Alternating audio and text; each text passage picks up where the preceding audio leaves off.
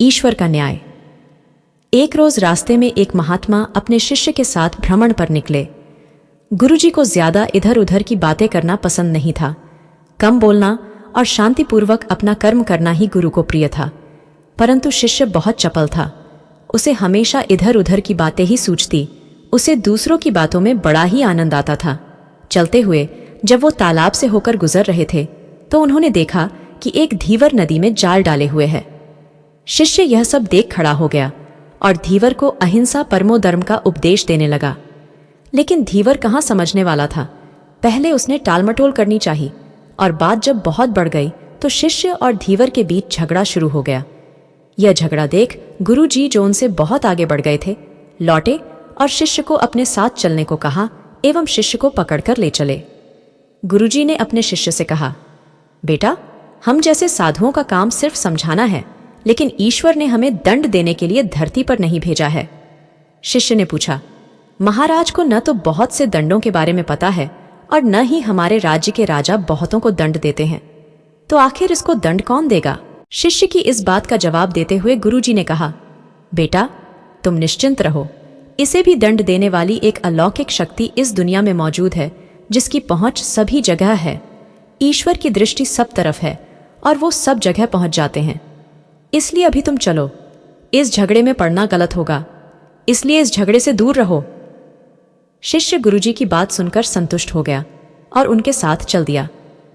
इस बात को ठीक 2 वर्ष ही बीते थे कि एक दिन गुरुजी और शिष्य दोनों उसी तालाब से होकर गुजरे।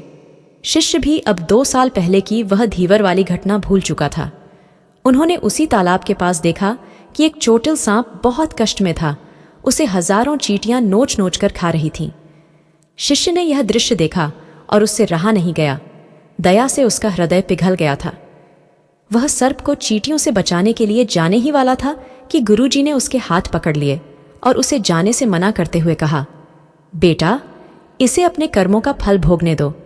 यदि अभी तुमने इसे रोकना चाहा तो इस बेचारे को फिर से दूसरे जन्म में यह दुहक भोगने होंगे, क्योंकि कर्म का फल अवश्य ही भोगना पड़ी रहता है।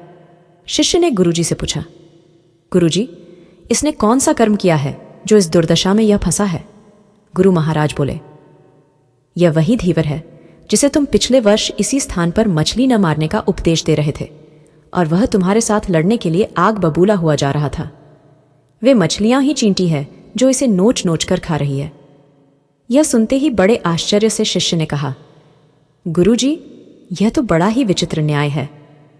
गुरुजी ने कहा, बेटा, इसी लोक में स्वर्ग नरक के सारे दृश्य मौजूद हैं।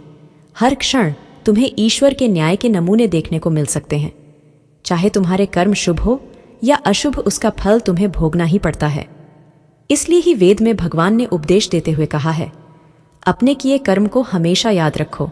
यह विचारते रहो कि तुमने क्या किया है, क्योंकि यह सच है कि तुमको वहां भोगना पड़ेगा। जीवन का हर क्षण कीमती है, इसलिए इसे बुरे कर्म के साथ व्यर्थ जाने मत दो। अपने खाते में हमेशा अच्छे कर्मों की बढ़ोतरी करो, क्योंकि तुम्हारे अच्छे कर्मों का परिणाम बहुत सुखद रूप से मिलेगा। इसका उल्टा भी उतना ही सही है। तुम्हारे बुरे कर्मों का फल भी एक दिन बुरे तरीके से भुगतना पड़ेगा। इसलिए कर्मों पर ध्यान दो, क्योंकि वो ईश्वर हमेशा न्याय ही करता है। शिष्य गुरुजी की बात स्पष्ट रूप से समझ चुका था। यह 100% सच है कि ईश्वर हमेशा सही न्याय करते हैं और उनके न्याय करने का सीधा संबंध हमारे अपने कर्मों से है। यदि हमने अपने जीवन में बहुत अच्छे कर्म किए हैं या अच्छे कर्म कर रहे हैं तो उसी के अनुरूप ईश्वर हमारे साथ न्याय करेंगे। यह जीवन हमें इसलिए मिला है ताकि हम कुछ ऐसे कार्य करें जिसको देखकर ईश्वर की आंखों में भी हमारे प्रति प्रेम छलक उठे।